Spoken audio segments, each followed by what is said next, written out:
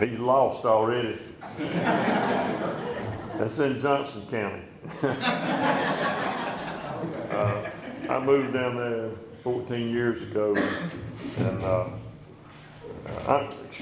an alcoholic. My name's Kenneth Jackson. Hi, everybody. I was going to meetings in Raleigh and had been for years, and I moved down to Johnson County, and I knew a lot of people in AA, but I didn't know where they went to meetings. And I went looking, trying to find meetings, and there was one down in Dunn that had been around for 50 years, and there was one in Smithfield been around for 50 years, and they were all a pretty good drive from where I live. So Lee Calder and Mike Coates and myself were standing outside of the Dunn group one night and said, why are we driving this far when we could all live within a mile of one another? So we started the Crossroads group. And tonight, when he got on this microphone to get your attention, it made me think of my home group. We meet on Monday and Thursday night at 8 o'clock, a closed step study on Monday and an open discussion on Thursday. And I'm going to go back and recommend that they get one of these things. There's so much noise in there right before the meeting starts that you can't hear somebody trying to call the meeting to order. Now that's recovery in action. That's the fellowship before we get an opportunity to share what we got. My sobriety date is April 1st, 1981, and I'm grateful for that. I'm grateful for that God gave me a second opportunity at life. Alcohol took everything from me that I ever had, ever wanted, and it's given back everything that I have or ever wanted. One of the most important lines in the book, nothing so much ensures immunity from drinking as intensive work with other alcoholics. It don't fail, it works. One alcoholic talking to another will get both of you well. That's about the only opinion you're going to get out of me. That's my experience. It'll get both of you well. My mother went with me to an AA meeting, and I pretty much say the same thing all the time because I got the same story. And my mother is 91, and she wanted to go with me to a meeting, and I said, okay, we'll go. Well, I got there and the speaker didn't show up, and they asked me if I'd get up there and speak. And the first time I'd ever spoke in front of my mother. And if she were here tonight, I would not say what I'm about to say to you. My mother will go bear hunting with a switch. She's 91, but she ain't scared of nothing. But I got up there and I was telling my story like I always do, and I said, I'm from a mixed marriage. And I seen her about to stand up over there. I said, I come from alcoholics on my father's side and Pentecostal holiness on my mama's side. If that ain't mixed, I don't know what is. I don't know any of you have ever been to a Pentecostal holiness church or not, but it is an experience. It is an experience. By the time I was 10 years old, I had shot a squirrel, stole a quarter out of my mother's pocketbook, and looked up a girl's dress. So therefore, I was going to burn in hell forever. There was absolutely no hope for me. That preacher would get up there and run around that pulpit and spit and holler and scream and tell me if I even thought about it, I was going to burn in hell. It didn't make no difference what it was. So my way of dealing with that was as soon as I got old enough that I didn't have to go to that church, I quit going. And I truly believed for the rest of my life until after I was in this fellowship for 5 years that there was no God.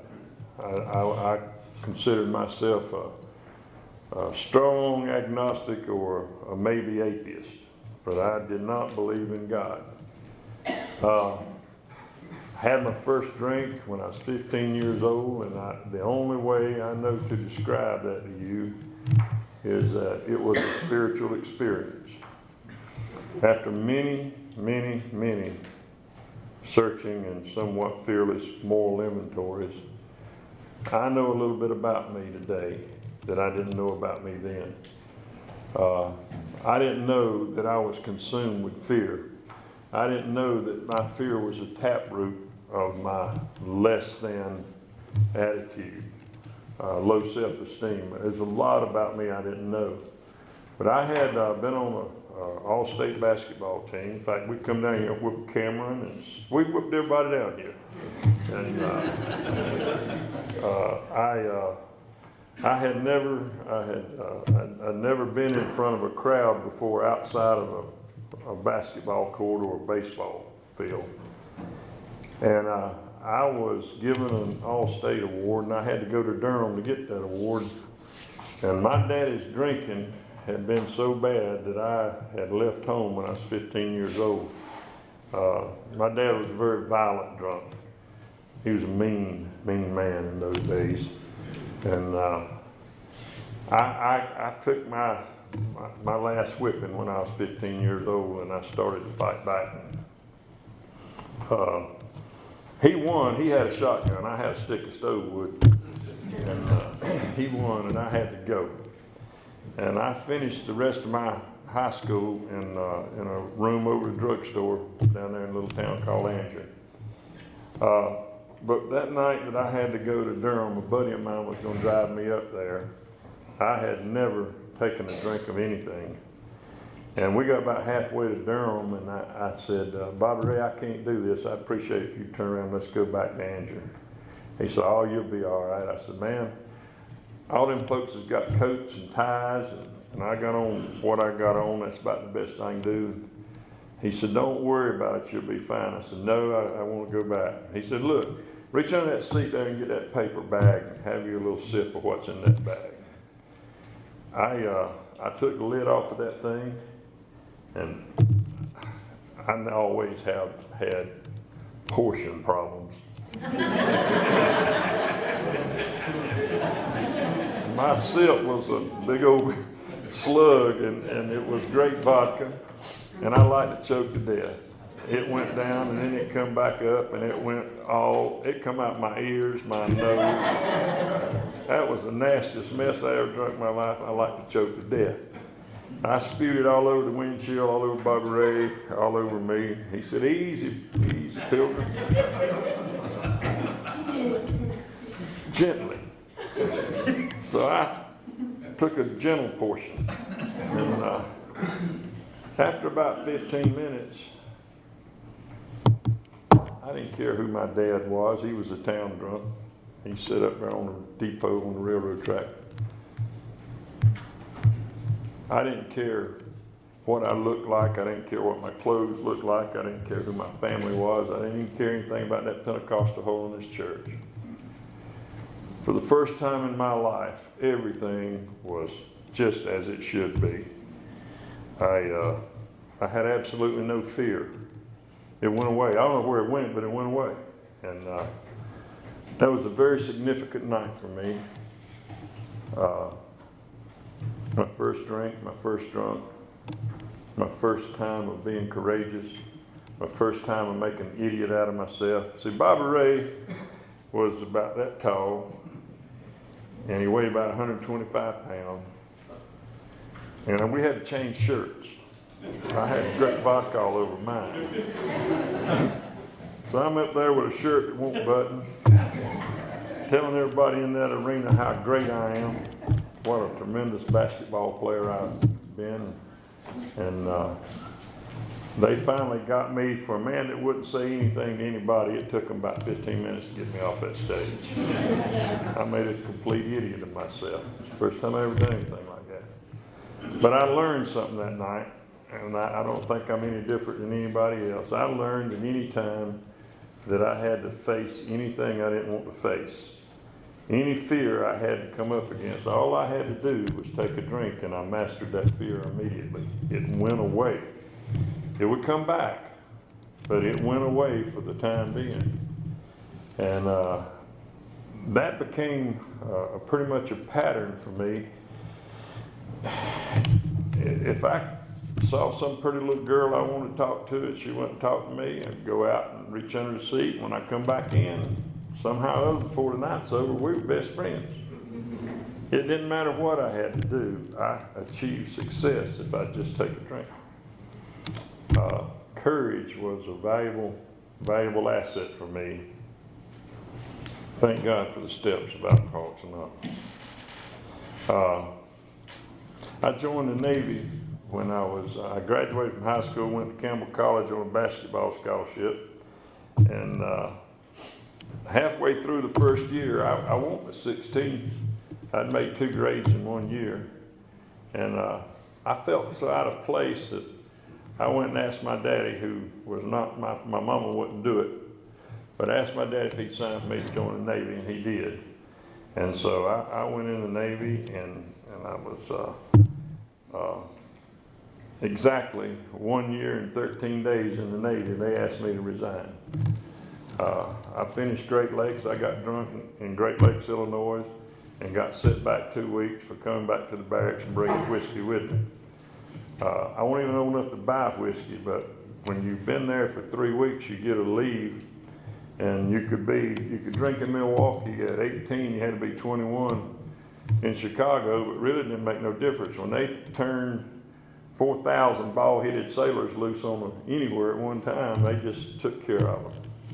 And I got a bottle of, and I went to Milwaukee and I was drinking beer, but I ended up going to somebody's wedding. I don't know who it was, and once I got to drinking, it didn't matter, but that's where I ended up at. And then I got a bottle, and then when I got back, I was trying to hide the bottle, and it didn't work, and consequently, I got set back. When I got out of there, I got an A school at Bainbridge, and went there, and then I went to Long Beach. I was supposed to catch my ship in Long Beach, and I got drunk one night with some boys. We were just having fun. I don't know if I was drunk or not, but the shore patrol sure thought I was. But anyway, I stole some ordnance, and we were out in the middle of Long Beach Harbor setting off ordnance, and I got asked to resign from the Navy. Actually, I was given a choice. You either take a general discharge, or we're going to court-martial you, and you're going to Leavenworth. And so I took the easy way out. That was just the pattern of my life. When things got hot, I took the easy way out. Never occurred to me that, why don't you just drink less and do better? It never happened to me. But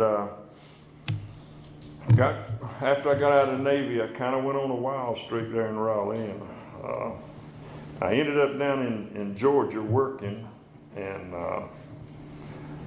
I got into a little scrape one night in a bar in Warner Robins, Georgia, over near the Air Force Base. And next thing I knew, I was drunk. And when I woke up, I was shackled to the floor in a cell there at Warner Robins. And the next thing I knew, I was standing in front of a judge, and I had a public defender. And they sent me to Milledgeville. It's on Highway 49. It's a state mental institution. And it's the last building going out of town on the left-hand side, going towards Macon. But they were going to have me observed for 30 days and decide whether I knew what I was doing when I did what I did, and where I had to stand trial or not. And I had to see a psychiatrist, I don't know, 2 or 3 times a week. And he was an old country boy. I mean, I enjoyed talking to him. And he talked the way I talked. But the last time I saw him, he said, well, I think I got all I need here. And I said, well, what does all this mean? He said, well, they're not going to prosecute you. They've already told me that. They're not going to prosecute. They don't have enough evidence, you know. He stabbed you, and you know, you were all right when you were out there in the parking lots. When you chased him back inside, when there was any questioning. But anyway, I thought I was going away for a long time. But he told me, he said, I'm going to tell you something that will help you more than anything I can tell the judge or the court. He said, "You're old farm boy." I said, "Yes, sir." He said, "Y'all got dogs on the farm?" I said, "Yes, sir, we do." He said, "Well, you know, they ain't house dogs." I said, "No, sir." He said, "Well, they probably got ticks and fleas all over them." I said, "Yes, sir, they do." He said, "Well, you're a farm dog, boy, and you got ticks and fleas. Your ticks is alcoholism, and your fleas is mental illness. But if you'll treat your ticks, your fleas will go away."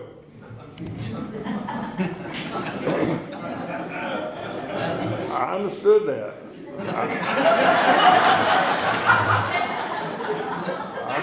I didn't do crazy things when I wasn't drinking. I didn't shoot people. I didn't stab people. I didn't do crazy things. I didn't steal ordnance off of a ship. I didn't do crazy things when I wasn't drinking. And I learned later, I didn't get in trouble every time I drank, but every time I got in trouble, I was drinking. Every single time. I am what is described in the first chapter of the chapter 2 of the agnostic.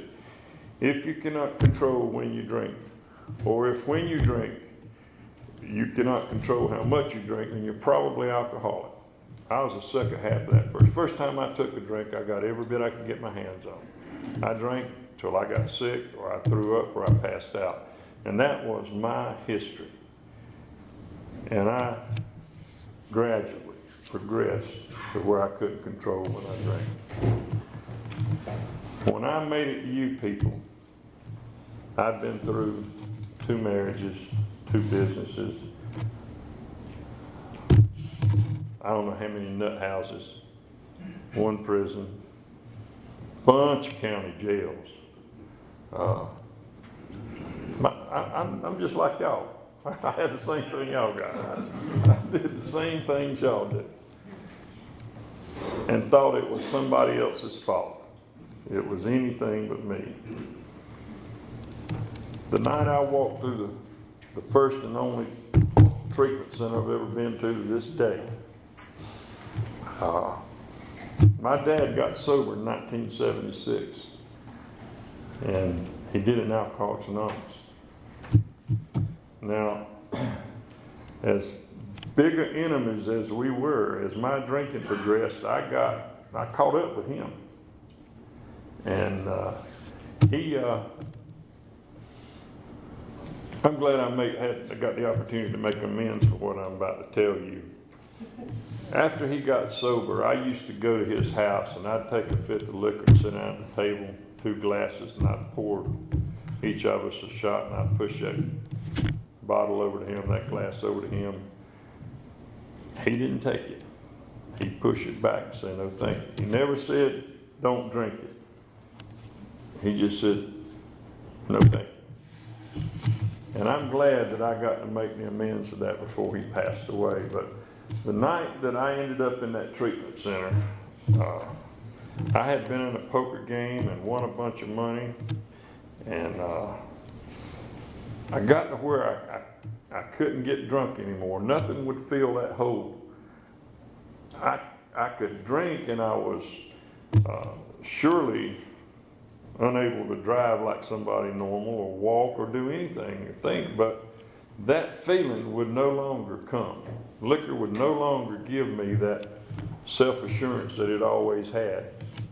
And the night that I made that phone call, I was living in a little old trailer out in the woods, used up everybody and everything that meant anything to me. And I'd stolen my dad's tools. My dad was a plumbing contractor. And I'd stolen his tools that morning and took them to the pawn shop to get enough money to get in that poker game with. And I reached down in my boot and pulled my gun out and cocked it and stuck it in my mouth, fully intending to blow my brains out because I'd had all I could stand. And I seen that pawn ticket laying there on the bed. And I thought, you know what? Your daddy's asleep. You can call Mama and tell her there's a pawn ticket over here that you're the ones that stole that. She needs to come get that and get his tools back. My dad would go to a meeting, and when he would get home, he'd be in bed by 10 o'clock. It was 1 o'clock in the morning. I knew he wasn't up, so I called over there to tell my mama. Most of the time when I called him, it was to come get me out of jail, or come check me out of a hospital, or come get me out of some scrape I'm in. And she answered the phone. He answered the phone. She didn't. And I said, uh-oh. And he said, what's wrong, son? Are you in jail? I said, no, sir. He said, what's the matter? For the first time in my life, I told the truth as I knew it. I said, Dad, I've tried everything and I can't stop drinking. He said, no, you hadn't. You hadn't tried Alcoholics Anonymous. I said, where is that at? He said, son, as sick as you are, you won't make it. You need to go somewhere where they can bring you off of it. I've been trying to taper off for 6 months. And by the time I got to where I could hold anything on my stomach, I'd be drunk again. I had resorted to putting tomato juice in vodka, so when I threw it up, I'd say it was tomato juice, it wasn't blood. I was dying. So I asked him, where could I find that Alcoholics Anonymous? And he said, you need to go, and he gave me, it was easy to remember. He said, you need to go over to ATC. It's on Falstaff Road in Raleigh. So I went over there, and I don't know, I was inebriated. And I had my sack full of money and my pistol stuck in. I didn't put it back in my boot. I stuck it in my belt. And when I'm over there knocking on that door at 1 o'clock in the morning, there's some little gal looking out there, and she's steady dialing the phone. They come enough cops in there to rescue the president. Took my gun and my money and put me in that room, in a little old room inside that treatment center. And I know today that they do that in case you're planning on leaving. They want to find out how serious you are. I surprised them. About 2 hours, I went into convulsions. I was in bad shape. So they sent me over to Wake Memorial Hospital. And I stayed over there for a couple of weeks. They had to give me 21 pints of blood before they ever got me stable. And my first time, and I didn't recognize it then, but I know it today, God had been looking after me for a long time.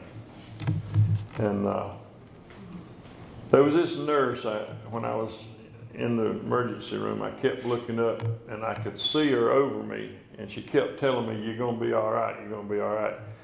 But the way that light was behind her head, she looked like she had a halo. She looked like an angel. And I got out of there and I went to that treatment center, and I'll jump forward and then I'll come back. When I got out of there and started going to meetings, I went to the Westminster group in Raleigh, and there sat that nurse. Every night she would come in my room before she left, and she'd say, what you need to do is go back over there where they got you from. Those people can help you. Go back over there. Please go back over there. And she never said anything about being in AA, but when I got out and went, I seen her. Now, I got back over that place, and I went in there, and they said, well, we'll take you on an outpatient basis. You're not drinking. You don't need to be here. I was so scared. And I don't know what it was I was scared of. I'd been drinking all my life, all of my adult life. I went back out to my old truck, which had been sitting there, and I had about 3 fingers in the bottle of some kind of cheap whiskey. And I knocked that 3 fingers out and went back and knocked on the door again, and I blew in that gal's face. I said, can you take me now? I never have used proper etiquette to do much of anything. But they took me in there. It took 3 days for my liver to metabolize that 3 fingers of whiskey. I weighed 164 pounds. I had a 42-inch waist. My liver was hanging off the side like a big cantaloupe. And I was yellow as a buttercup. I was dying of cirrhosis of the liver, and I didn't know it. I thought I was a handsome 35-year-old man just waiting to be rescued.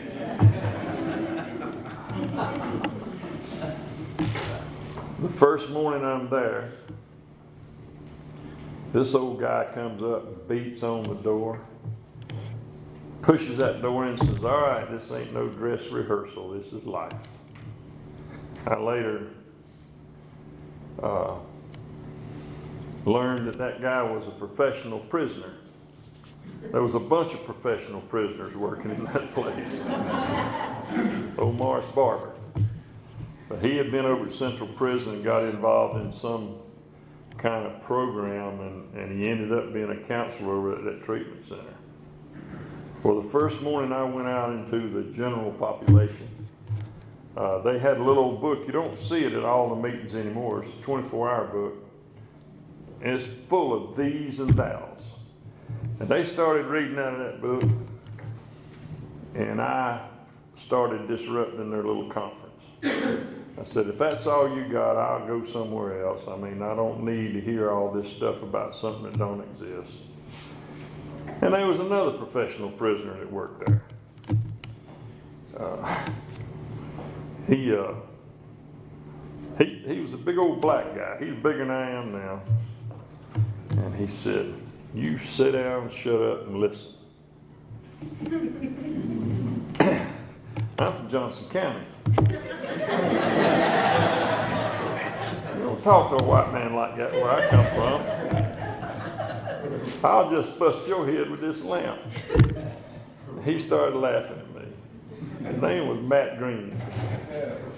Matt said, "Who you think you're going to hit with that lamp? You can't even stand up." Well, they was going to throw me out of there. And old Big Matt, he goes back to the back door and he's standing there. "We can't help him out there. I can control him." Matt Green come to my room every morning while I was there, and he brought 2 big books. See, they had told me there was a big book in my room, and they told me, "Why don't you start in the 5th chapter?" Well, my reasoning is, if you're going to start in the middle of the book to read it, there sure ain't much going on with the book. So I just give the book back to him. Well, Matt come in there every morning with 2 big books. He read the doctor's opinion to me every single morning. He talked about his experiences in his life, and believe me, he had some. And he took my experiences and he plugged it in to the doctor's opinion. And then he asked me something that saved my life, because so many times I've had to use it when I didn't have anything else. He said, "Are you allergic to anything?" I said, "Yeah, pineapple and poison ivy." He said, "You don't drink pineapple juice, do you?" I said, "No." He said, "You don't use poison ivy to decorate your vines, do you?" I said, "No, I don't." He said, "Well, you're allergic to alcohol too. And when you drink alcohol, your allergy manifests itself in stupidity. You break out in stupidity. You couldn't make a decent decision if your life depended on it." And he went back through my life, the things I'd done, the places I'd been, and he showed me where when I take a drink, it's kind of like a train. It ain't the caboose that killed me. It's that first one. It's the locomotive. He helped me understand that there was something physical wrong with me. Now, we got emotional problems, and we got mental disorders, and we got spiritual problems, but we got a physical problem. We are allergic to alcohol. And the day I left there, he's standing by that back door with them arms crossed, and I went by and he reached out and grabbed me. He said, "Boy, let me tell you something. You say you don't believe in God. We may not have a solution for you, but you ain't never going to drink again and not know what's going to happen to you." Greatest gift anybody ever give me up to that point in my life. I went into that treatment center a sorry ass drunk, and I come out an alcoholic. I had status. I had a reason. I had an excuse for everything that I'd ever done wrong. I was an alcoholic. Free pass. Now, I'd like to tell you how courageous I was and how involved I got in Alcoholics Anonymous and all the good things that I did. Truth of the matter is, I stayed sober on the fellowship. I could not find the courage to look at me to do those steps. Another reason I stayed there was a guy I'd worked for in 1963.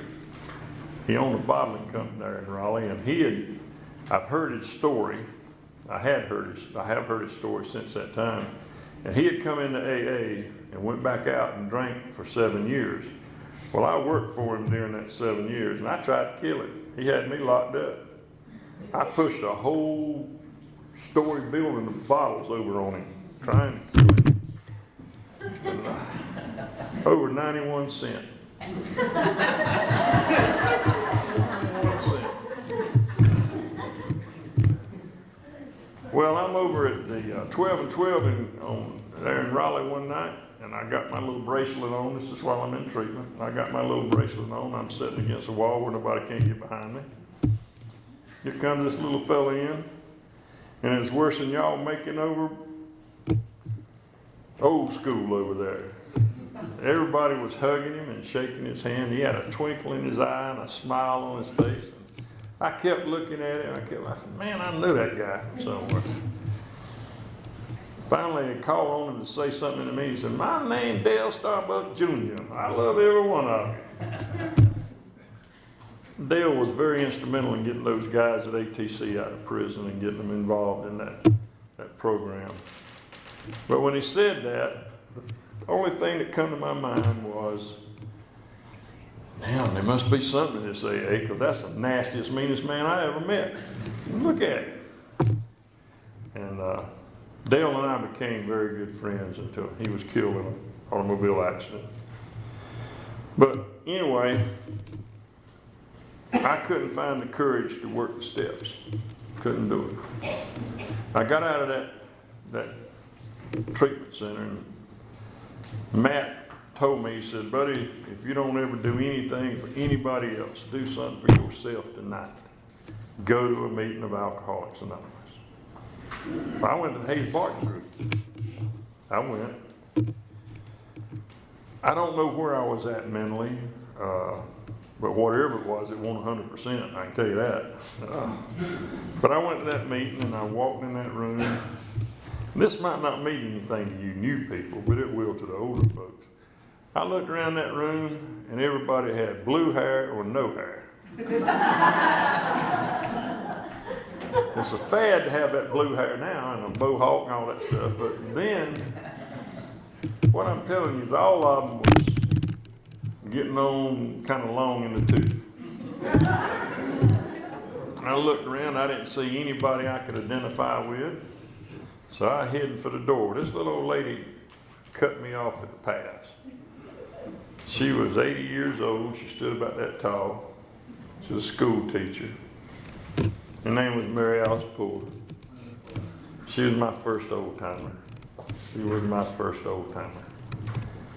She said, where are you going, darling? I said, I got to go somewhere I can identify.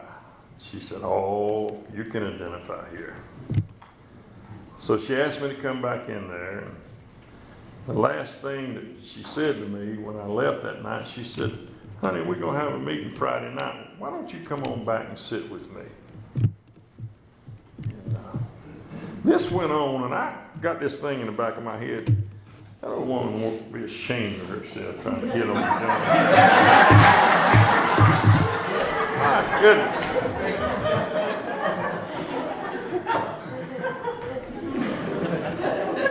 I did not say I was well because I quit drinking.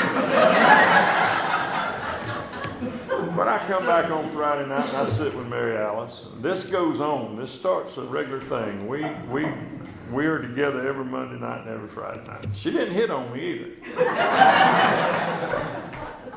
So finally, one night she says to me, darling, do you thank God for your sobriety at night when you go to bed and ask Him to help you in the morning? I said, Mary Alice, I don't believe in God. She said, okay. Why don't you try that anyway? Why don't you just thank Him every night for your sobriety, and asked him in the morning, I'd help you. I said, Mary Alice, if I did that, I'd feel like a hypocrite. She said, okay. You know, if we can deal with your sobriety and get you sober, we can deal with your hypocrisy later. I didn't have no way to get away. She had me boxed in. She said, if you won't do it for yourself, will you do it for me? Well, I'd kind of got fond of Mary Alice by now. I said, Mary Alice, that's asking a lot. She said, it's worth a lot. She said, you can preface with, all right, God, I'm doing this for Mary Alice. So that's what I did. I went home and I said, all right, God, I'm doing this for Mary Alice. Thank you for letting me stay sober today. And the next morning, I done the same thing. Mary Alice told me to ask you to help me stay sober today.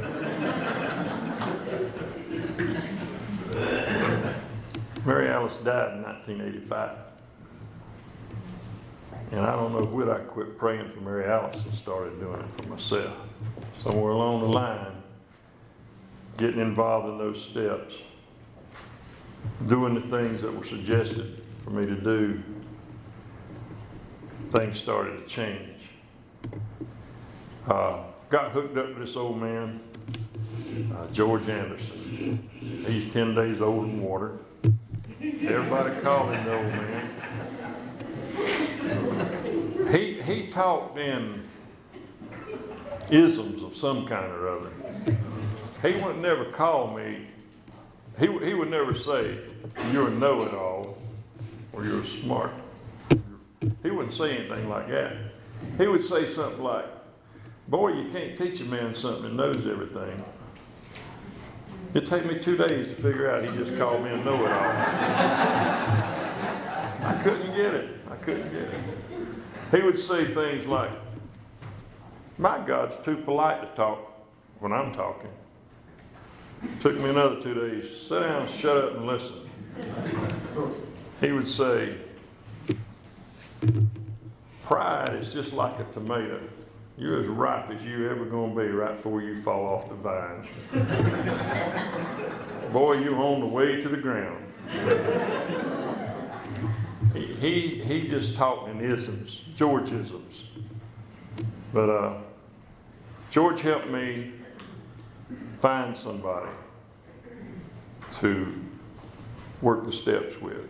That was Jim Pearson. Jim's dead and gone now, but Jim loved me enough to take my insults, to laugh at me when I'd done something crazy, to cry with me when I realized what I had done to myself all my life.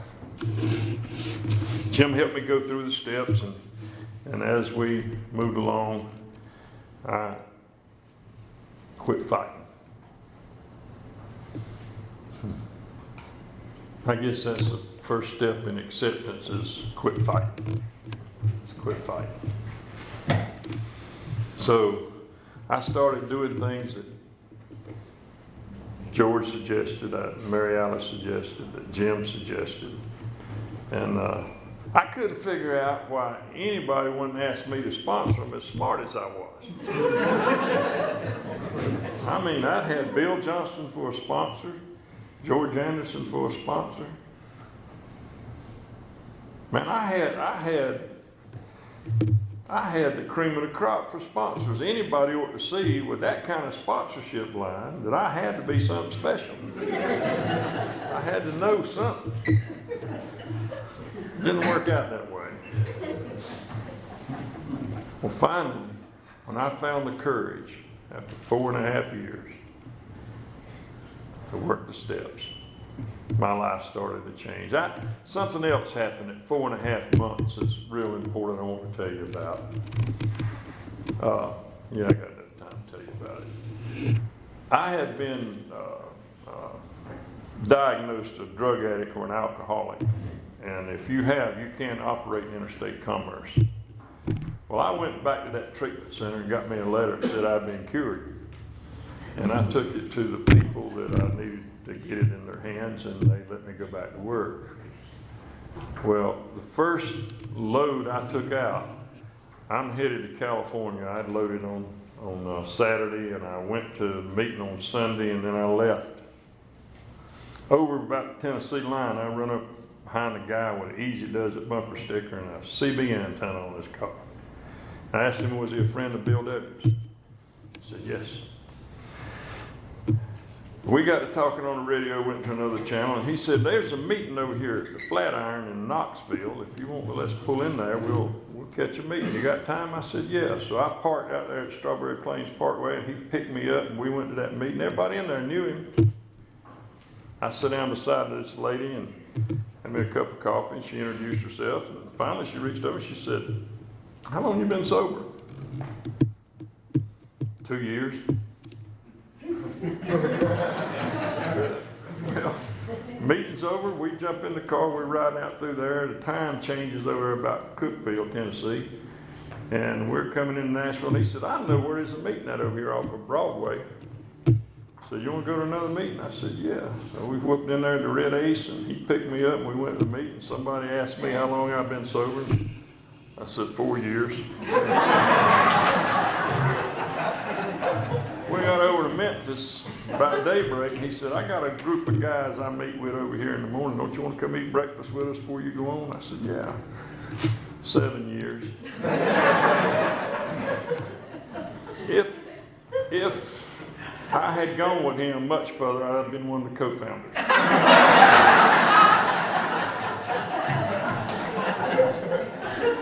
If you can't identify with these folks in here, if you're new and everything that comes out ain't exactly the way it is, just keep coming back. It'll get better. It'll get better. I ended up in California, ended up in some old playpens with some old playmates. Got a handful of amphetamines. I'm going to tell you now, I ain't never had no problem with drugs at all. I didn't come in here because of drugs. I'm an alcoholic, pure and simple. Now, if you take them amphetamines and you don't drive a truck, you're probably an addict. If you drive a truck, see, it's like power steering. It's just a tool.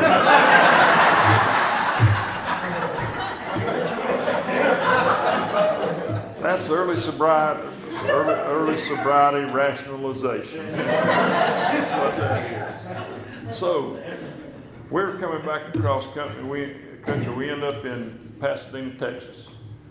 And there's a little club there called Gillies.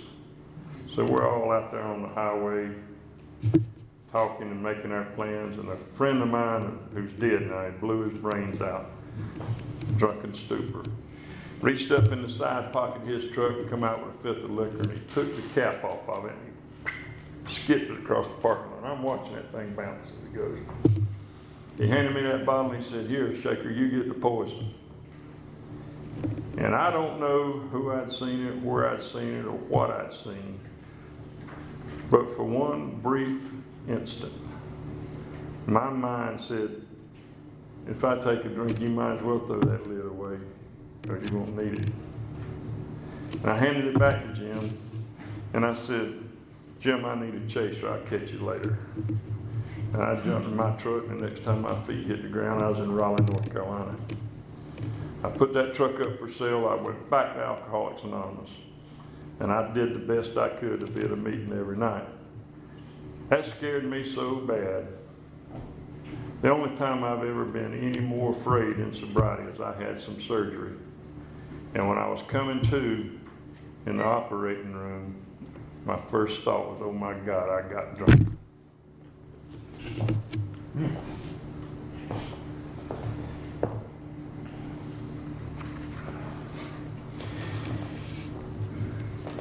It's the biggest fear of my life, that I'll wake up and this ain't real and I'm a drunk.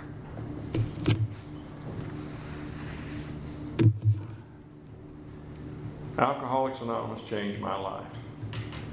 It might not change yours to the degree it changed mine. It might be better. I'd been sober a year and a half, and I run up with this little old girl that I had been in treatment with, And she'd been in and out and in and out and in and out. She couldn't stay sober. And she'd come to meetings drunk. I'd feel holier than thou. But she came back. She'd been gone for about 6 months, and she came back, and she looked different. She had a radiance about her. Well, I started hanging out where she was hanging out at. And then the old timers really come down on me. Leave her alone. So then it got so bad that they got on her. Leave him alone.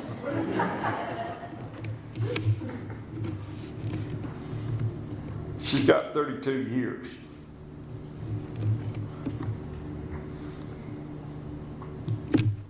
This is a gratitude emotion right now. Don't worry about it. If you ain't ever seen a big man cry, it ain't nothing big. Don't worry about it. Every morning, we start our day with prayer, our readings, meditation.